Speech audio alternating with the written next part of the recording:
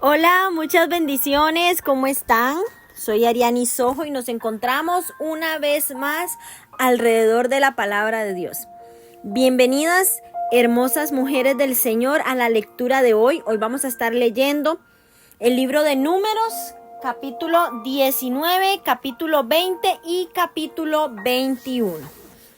Vamos a orar para que el Señor tome el control de este tiempo y podamos ver su mano hoy sobre nosotras, revelándonos, escudriñándonos y transformándonos a través de su palabra. Padre Celestial, yo te doy gracias, Señor, por este tiempo. Gracias por cada una de las mujeres que hoy ha dispuesto su corazón, Señor, a leer tu palabra. Bendícelas, fortalécelas, levántalas, Señor, en este tiempo.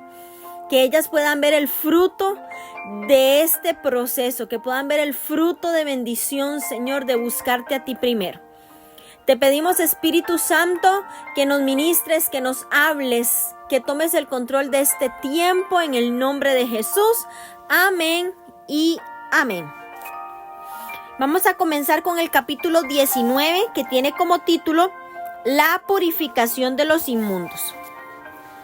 Jehová habló a Moisés y a Aarón diciendo: Esta es la ordenanza de la ley que Jehová ha prescrito diciendo: Di a los hijos de Israel que te traigan una vaca alazana, perfecta, en la cual no haya falta, sobre la cual no se haya puesto yugo. Y la daréis a Eleazar el sacerdote, y él la sacará fuera del campamento. Y la hará degollar en su presencia, y Eleazar el sacerdote tomará de la sangre con su dedo y rociará hacia la parte delantera del tabernáculo de reunión, con la sangre de ella 7 veces, y hará quemar la vaca ante sus ojos, su cuero y su carne, y su sangre con su estiércol hará quemar. Luego tomará el sacerdote madera de cedro e hisopo y escarlata, y lo echará en medio del fuego en que arde la vaca.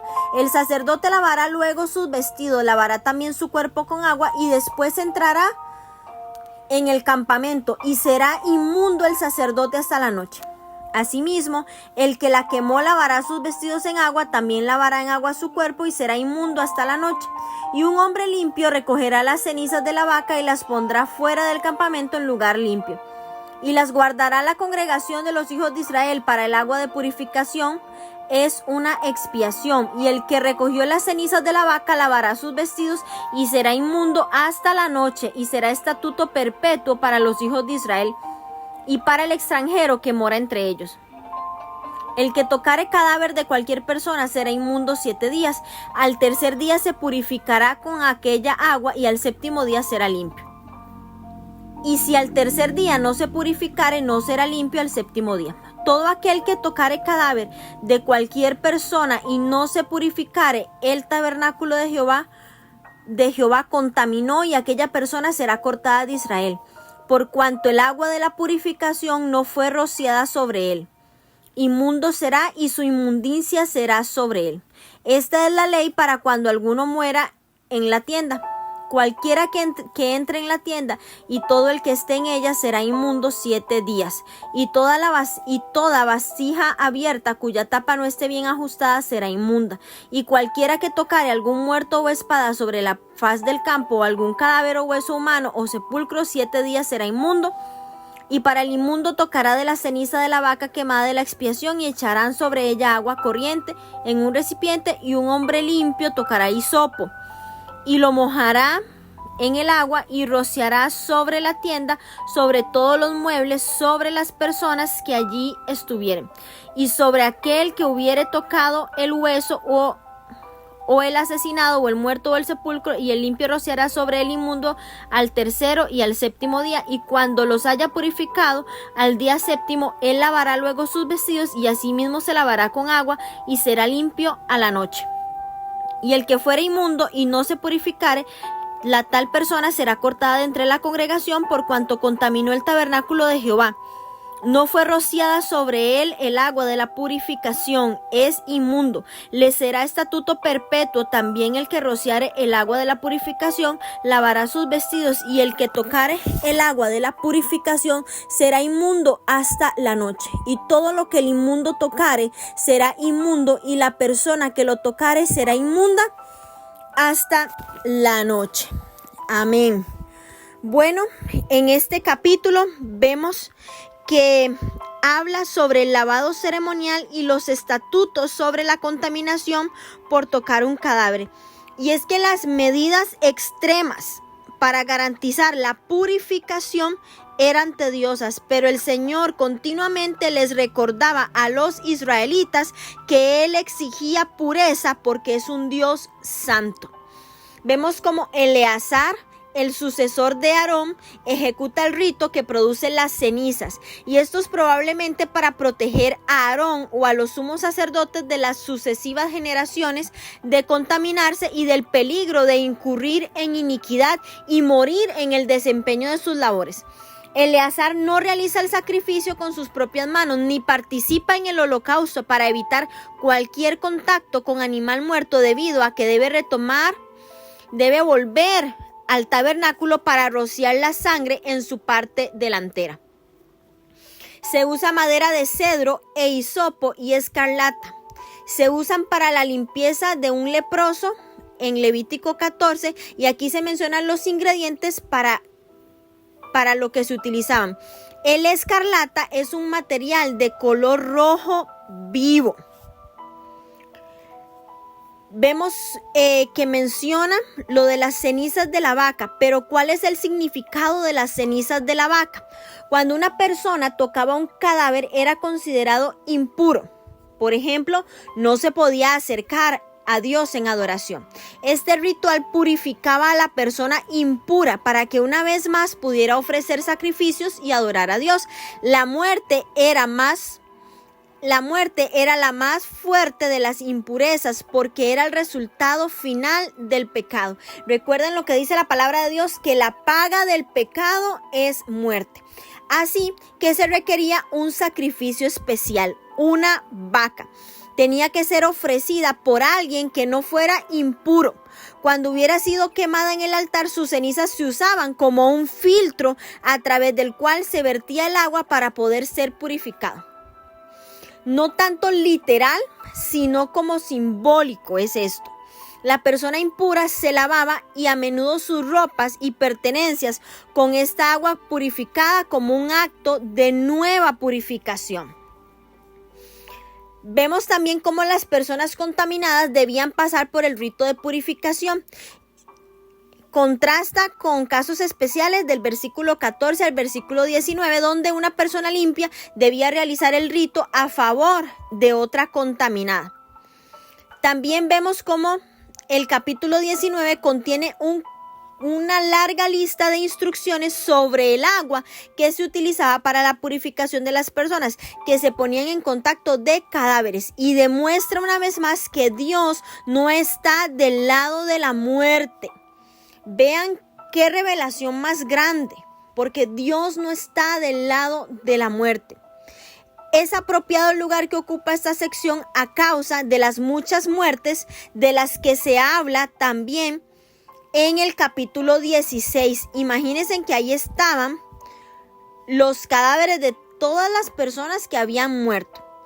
Aquí vemos cómo se pone énfasis en la responsabilidad de los levitas de guardar el tabernáculo y de los sacerdotes de guardar el altar y el santuario contra la contaminación por los no autorizados. Pero no es suficiente guardar el tabernáculo. Todo el campamento de Israel debe ser santo. ¿Por qué? Porque Jehová es santo.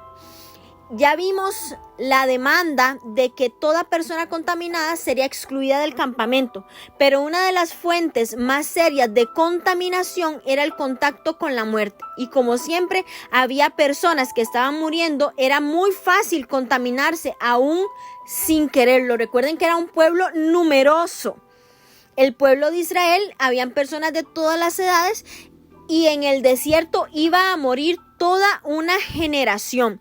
Entonces, aún sin ellos quererlos, era probable que se contaminaran.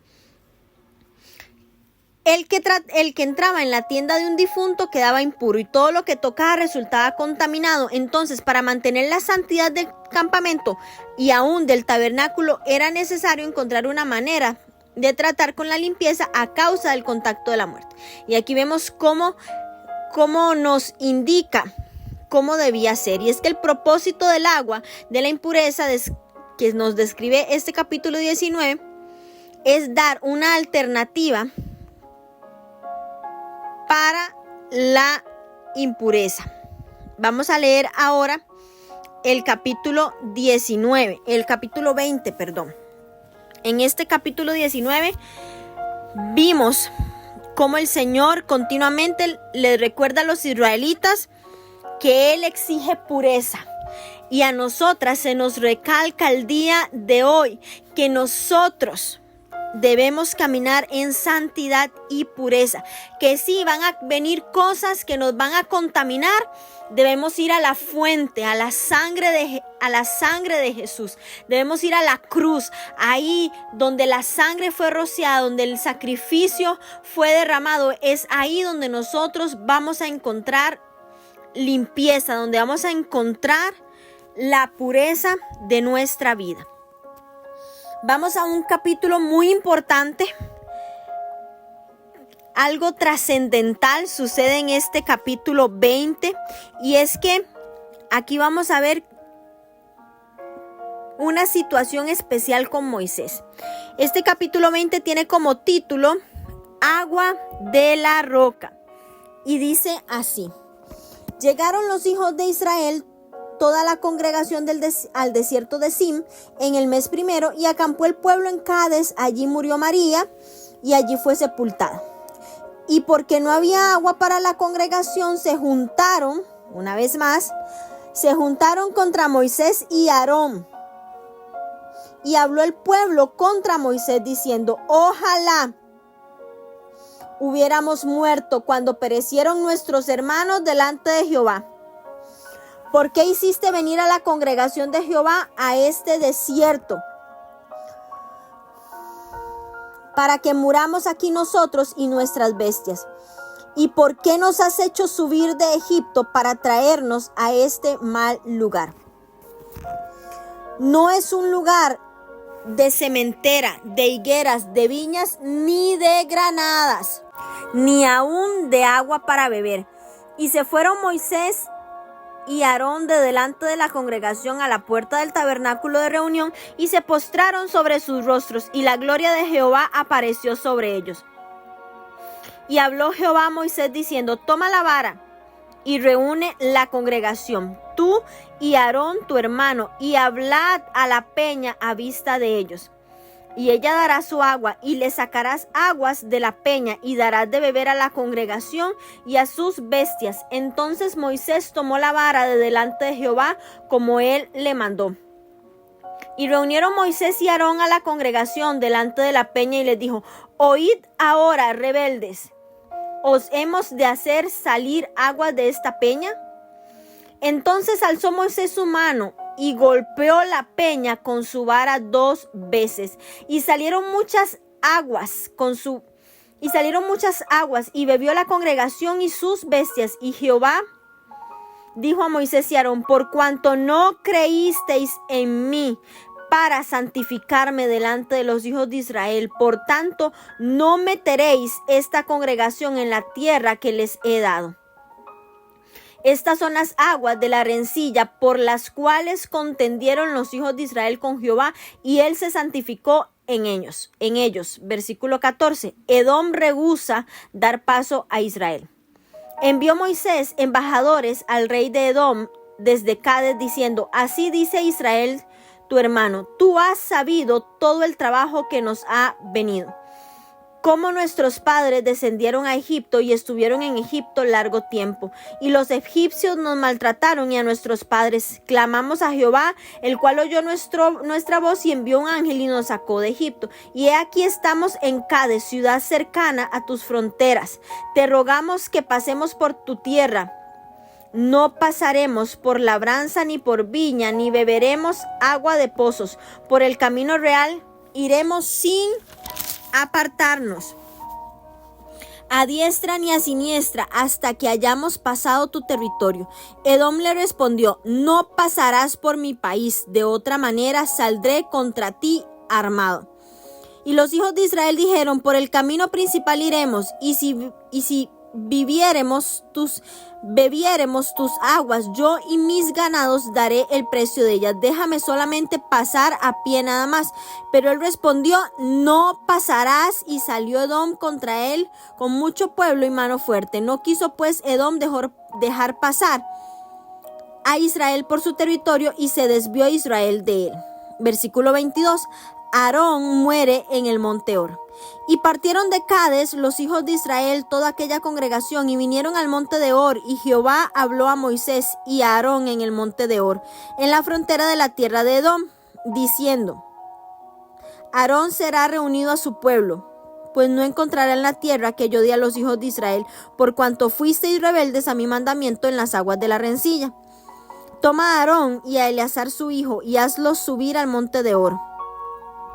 Y desnuda a Aarón de sus vestidos, y viste con ellas a Eleazar su hijo, porque Aarón será reunido a su pueblo, y allí morirá. Y Moisés hizo como Jehová le mandó, y subieron al monte de Hor a la vista de toda la congregación. Y Moisés desnudó a Aarón de sus vestiduras, y se las vistió a Eleazar su hijo. Y Aarón murió allí en la cumbre del monte, y Moisés y Eleazar descendieron del monte. Y viendo toda la congregación que Aarón había muerto, le hicieron duelo por 30 días todas las familias de Israel. Amén.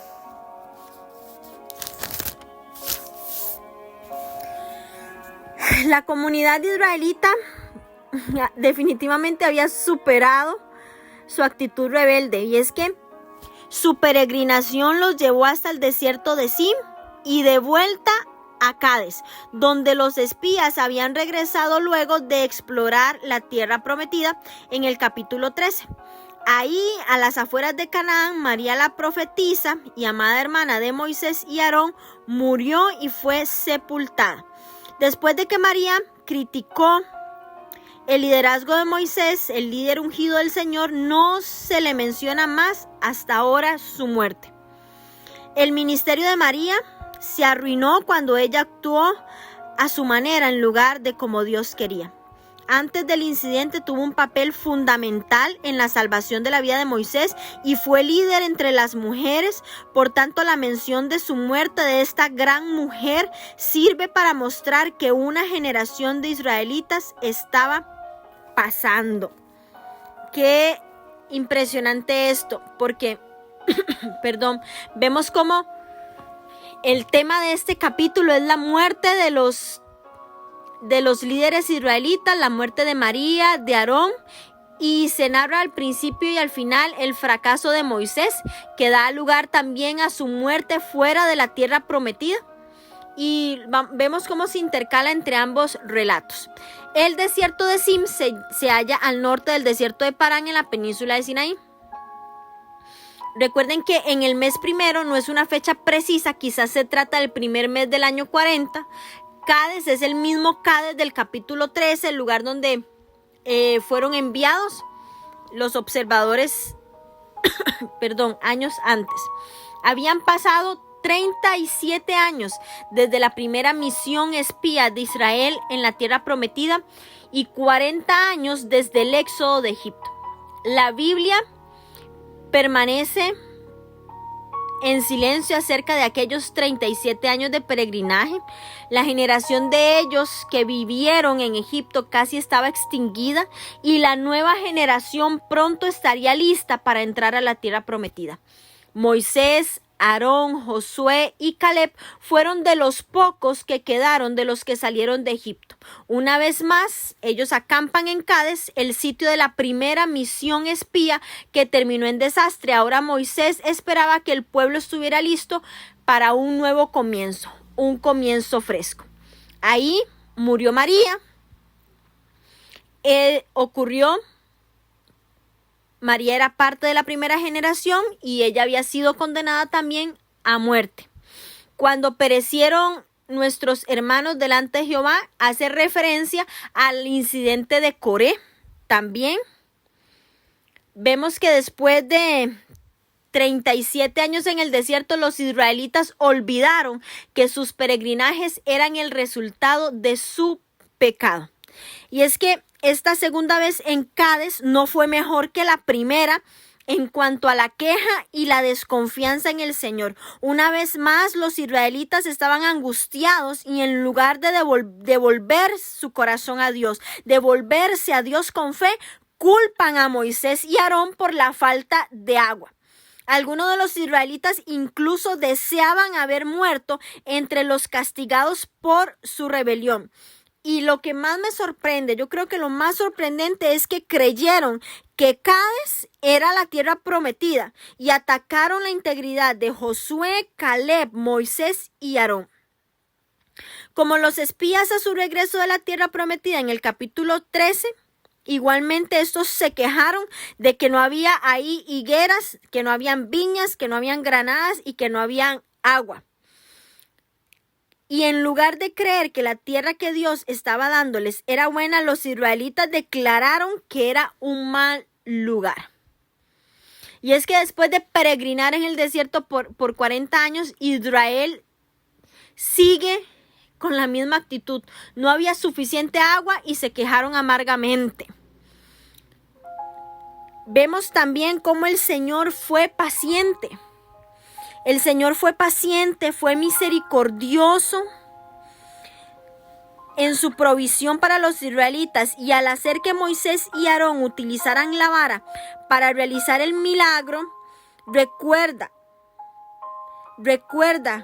que Dios tenía un propósito doble. En primer lugar, los israelitas tendrían presente el poder y la fidelidad del Señor. Y en segundo lugar, se acordarían de que Moisés y Aarón habían sido llamados por Dios para guiar a Israel. El Señor fue más allá de responder las cuestiones sobre las que se quejaron los israelitas. Él no solo proporcionó el agua para el pueblo de Israel, sino también para su ganado.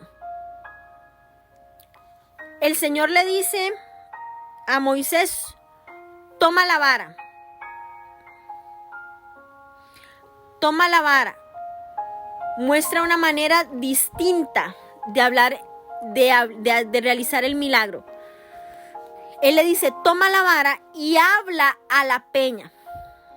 La vara no era un instrumento con propiedades mágicas, por el contrario, era un medio que servía para que se manifestara el poder de Dios, aunque aquí la palabra hablada servía de vehículo al milagro. Moisés y Aarón siguieron a la perfección los primeros 2 mandamientos del Señor. Tomaron la vara de Aarón de delante de Jehová y reunieron a la comunidad alrededor de la peña. Eso lo hicieron perfecto, pero fracasaron en la parte más importante. En la parte más importante, ellos fracasan miserablemente al demostrar fe en Dios. Y en lugar de afirmar que el poder de Dios era el que estaba operando en la roca, Moisés se glorificó a sí mismo y Aarón diciendo: ¿os hemos hacer salir aguas de esta peña? El mismo que llamaba rebelde a Israel estaba aquí desafiando a Dios. Moisés parecía llegar a un punto en el que él quería venganza contra los israelitas.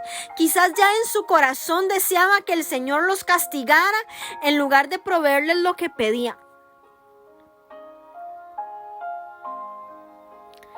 Y ahí donde ellos dicen para santificarse, significa representar la santidad de Dios a los ojos del pueblo. Dios le había dicho a Moisés que hablara a la roca.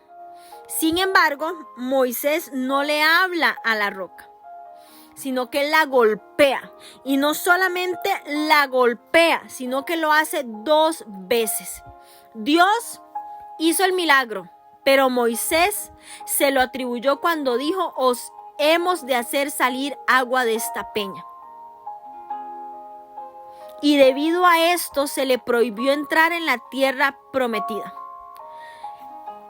No sé si ustedes pensarán que fue demasiado severo el castigo de Dios para Moisés, porque después de todo el pueblo lo había irritado. ¿Cuántas veces intercedió Moisés a favor del pueblo cuando Dios lo quería consumir? El pueblo lo había difamado, se había rebelado contra él y contra Dios, y ahí estaban otra vez. Pero Moisés era el líder. Moisés era el modelo de la nación entera. Moisés tenía una responsabilidad tan grande ante el pueblo que no podía ser perdonado. Al golpear la roca, Moisés desobedeció el mandamiento directo de Dios y lo deshonró en presencia de todo el pueblo. Dice la palabra que estas son las aguas de la rencilla por las cuales contendieron los hijos de Israel con Jehová, y él se santificó en ellos. ¿Qué quiere decir él se santificó? Esto parece contradecir el versículo anterior, donde se está juzgando a Moisés y Aarón por no haber santificado a Dios delante del pueblo. Y es que este texto nos dice que de hecho el Señor fue santificado entre los israelitas a causa del milagro. Sin embargo, a Moisés y Aarón no podía acreditárseles que los hijos de Israel santificaran a Jehová. Los israelitas se preparan para el último tramo de su viaje a la tierra prometida, y antes de partir de Cades necesitaban permiso para atravesar la región de Edom, que no era parte de la tierra que Dios estaba dándoles, pero estaba en el camino. Los mensajes de Moisés a Edom no fueron los del líder de una nación superior a otra subordinada, sino más bien un intercambio de palabras entre iguales. Por eso el rey de Edom fue llamado hermano, que nos está indicando su conexión con el linaje de Esaú. Pero Edom rehúsa a dar paso a Israel. Los edomitas descendían de Esaú, el hermano de Jacob, por lo que aquí se les habla como parientes. Recordemos que dos hermanos llegaron a ser los antecesores de dos naciones. Los edomitas descendieron de Esaú, los israelitas de Jacob. Aquí los edomitas eran hermanos de los israelitas. Israel envió un mensaje fraternal a Edom para solicitar el paso a través de la tierra en el camino principal. Recordemos que esto era una ruta comercial muy frecuentada. Israel prometió permanecer en el camino y de esta manera pasaría sin dañar los campos, viñedos o pozos de Edom. Sin embargo, Edom no quiso, porque no confiaba en la palabra de Israel. Temían de que esta gran multitud de gente los atacara y devorara sus cosechas. Debido a que los hermanos no deben pelear, Dios dijo a los israelitas que regresaran y viajaran por una ruta diferente hacia la tierra prometida. El pueblo de Israel viajó por el camino real, que es la famosa ruta comercial que conectaba Damasco con Arabia, Sinaí y Egipto. Era un camino militar construido por un rey. Y esta carretera, con sus buenos pastizales y manantiales, todavía está en uso en la actualidad.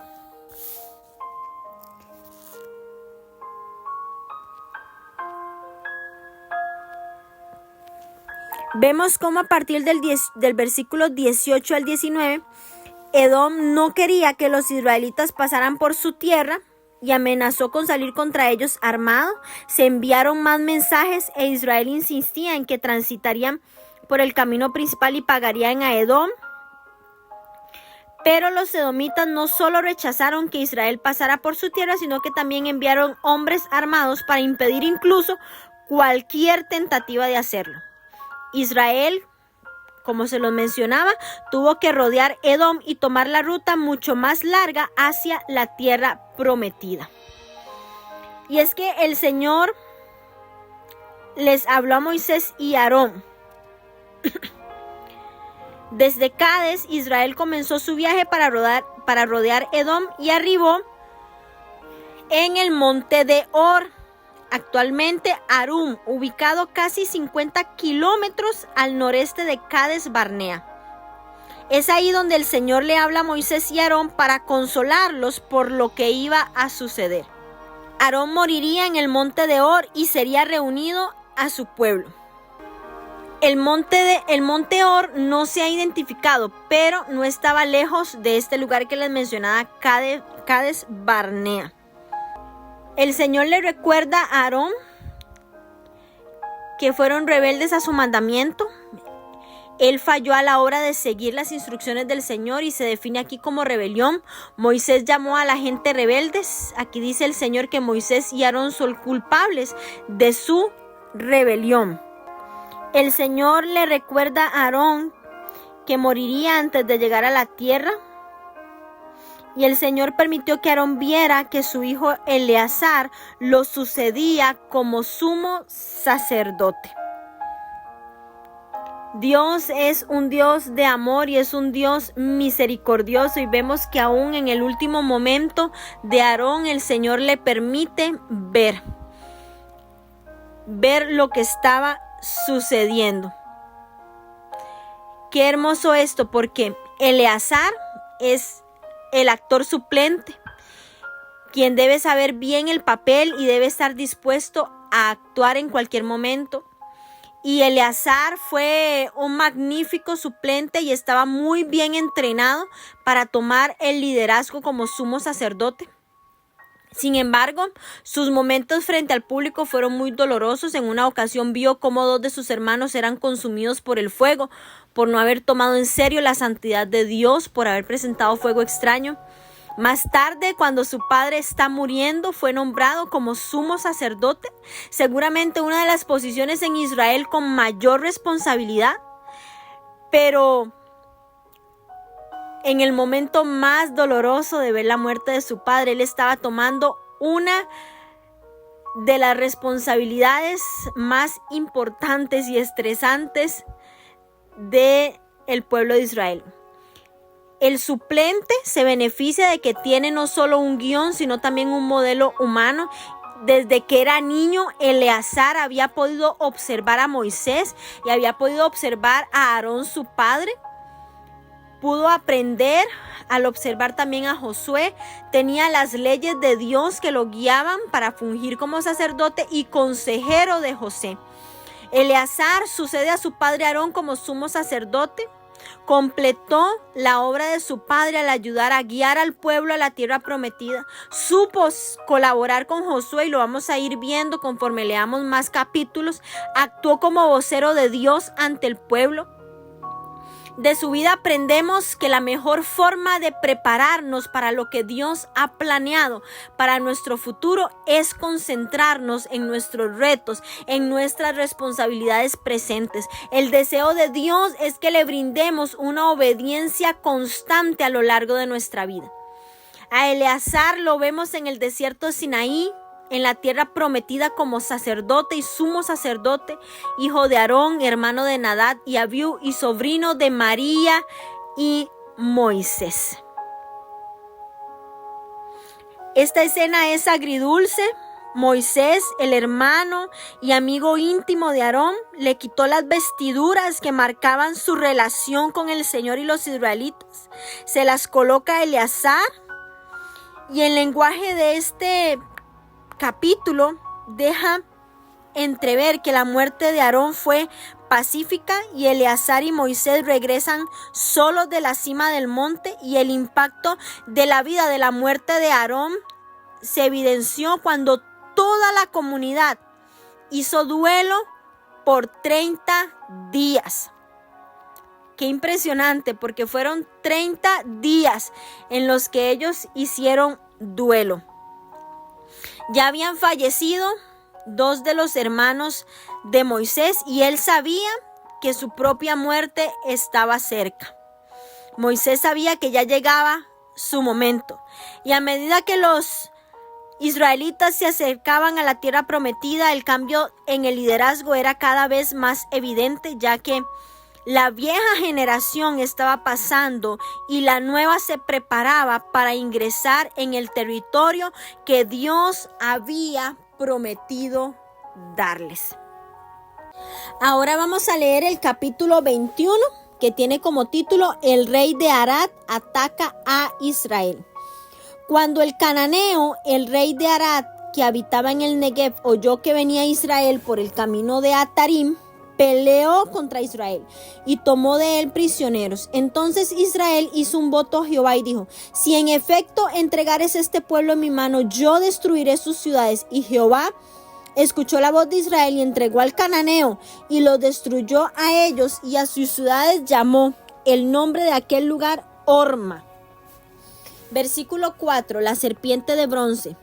Después partieron del monte Hor, camino del Mar Rojo, para rodear la tierra de Edom, y se desanimó el pueblo por el camino. Y habló el pueblo contra Dios y contra Moisés: ¿por qué nos hiciste subir de Egipto para que muramos en este desierto? Pues no hay pan ni agua, y nuestra alma tiene fastidio de este pan tan liviano. Y Jehová envió entre el pueblo serpientes ardientes que mordían al pueblo, y murió mucho pueblo de Israel. Entonces el pueblo vino a Moisés y dijo: hemos pecado por haber hablado contra Jehová y contra ti. Ruega a Jehová que quite de nosotros estas serpientes. Y Moisés oró por el pueblo, y Jehová dijo a Moisés: hazte una serpiente ardiente y ponla sobre un asta, y cualquiera que fuere mordido y mirare a ella vivirá. Y Moisés hizo una serpiente de bronce y la puso sobre un asta, y cuando alguna serpiente mordía a alguno, miraba a la serpiente de bronce y vivía. Versículo 10. Los israelitas rodean la tierra de Moab. Después partieron los hijos de Israel y acamparon en Obot, y partieron de Obot, acamparon en Ijeabarim, en el desierto que está enfrente de Moab. Al nacimiento del sol partieron de allí y acamparon en el valle de Seret. De allí partieron y acamparon al otro lado de Arnón del Amorreo, porque Arnón es límite de Moab, entre Moab y el Amorreo. Por tanto se dice en el libro de las batallas de Jehová lo que hizo en el Mar Rojo y en los arroyos de Arnón, y a la corriente de los arroyos que va a parar en Ar. Y descansa en el límite de Moab. De allí vinieron a ver. Este es el pozo del cual Jehová dijo a Moisés: reúne al pueblo y les daré agua. Entonces cantó Israel este cántico: sube, oh pozo, a él cantad. Pozo el cual cavaron los señores, lo cavaron los príncipes del pueblo y el legislador con sus báculos. Del desierto vinieron a Matana, y de Matana a Naaliel, y de Naaliel a Bamot, y de Bamot al valle que está en los campos de Moab, y a la cumbre de Pisga, que mira hacia el desierto. Versículo 21. Israel derrota a Sehón. Entonces envió Israel embajadores a Sehón, rey de los amorreos, diciendo: pasaré por tu tierra, no nos iremos por los sembrados, ni por las viñas, no beberemos las aguas de los pozos, tu territorio. Mas Sehón no dejó pasar a Israel por su territorio, sino que juntó Sehón todo el pueblo y salió contra Israel en el desierto, y vino a Jaasa y peleó contra Israel, y lo hirió Israel a filo de espada, y tomó su tierra desde Arnón hasta Jaboc, hasta los hijos de Amón, porque la frontera de los hijos de Amón era fuerte. Y tomó Israel todas estas ciudades, y habitó Israel en todas las ciudades del amorreo, en Hesbón y en todas sus aldeas, porque Hesbón era la ciudad de Sehón, rey de los amorreos, el cual había tenido guerra antes con el rey Moab, y tomado de su poder toda su tierra hacia Arnón. Por tanto dicen los proverbistas: venid a Hesbón, edifíquese y repárese la ciudad de Sehón, porque fuego salió de Hesbón y llama de la ciudad de Sehón, y consumió a Ar de Moab, a los señores de las alturas de Arnón. Ay de ti, Moab, pareciste pueblo de Quemos, fueron puestos a tus hijos en huida y sus hijas en cautividad. Por Sehón, rey de los amorreos, más devastados el reino de ellos. Pereció Hesbón hasta Dibón, y destruimos hasta Nofa y Medeba. Versículo 31. Israel derrota a Og de Basán. Así habitó Israel en la tierra del amorreo. También envió Moisés a reconocer a Jazer, y tomaron sus aldeas y echaron al amorreo que estaba allí, y volvieron y subieron camino de Basán, y salió contra ellos Og, rey de Basán, y él y todo su pueblo para pelear en Edrei. Entonces Jehová dijo a Moisés: no le tengas miedo, porque en tu mano lo he entregado a él y a todo su pueblo y a su tierra, y harás de él como hiciste de Sehón, rey de los amorreos, que habitaba en Hesbón.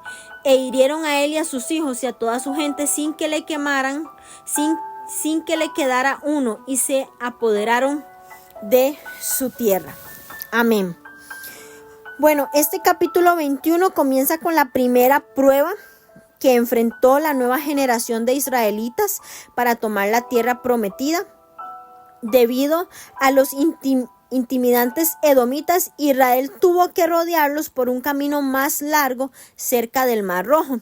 El Señor no permitiría que cuestionaran su bondad.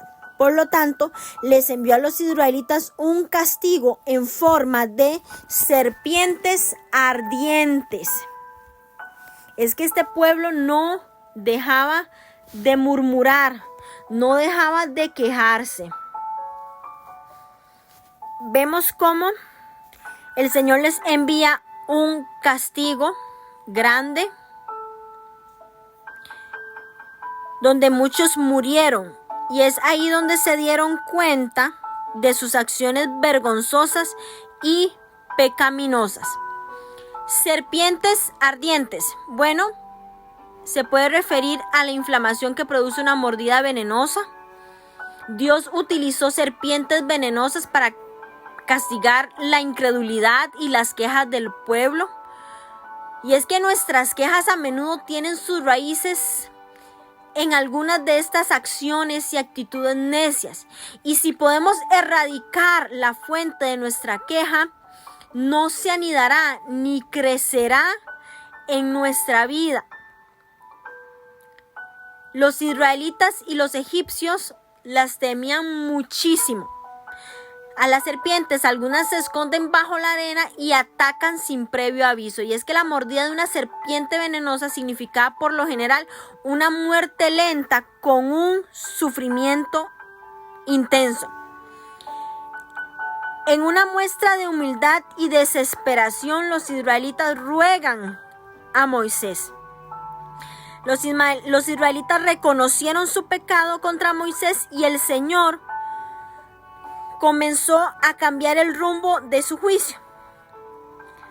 Pero en lugar de simplemente detener la plaga, el Señor promulgó un mandamiento que volvería a probar la fe y la obediencia de los israelitas. Y es que la clave de la sanidad divina, la plaga de serpientes ardientes enviada sobre el pueblo de Dios, fue en realidad un castigo que ellos mismos provocaron. Dios permitió que su juicio se aviniera a toda esa presunción popular, y muchos murieron. Pero en respuesta, este pueblo se arrepiente. Pero Dios prescribió que se realizara una serpiente de bronce, y todo aquel que levantara la vista con fe hacia ella sería sanado.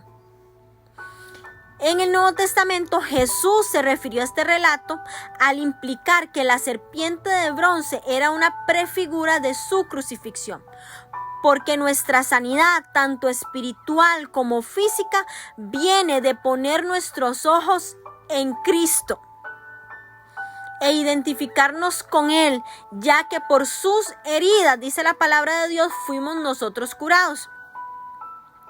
Una serpiente de bronce, como con el incensario de Aarón, la causa del problema se transforma en el medio para expiar el pecado.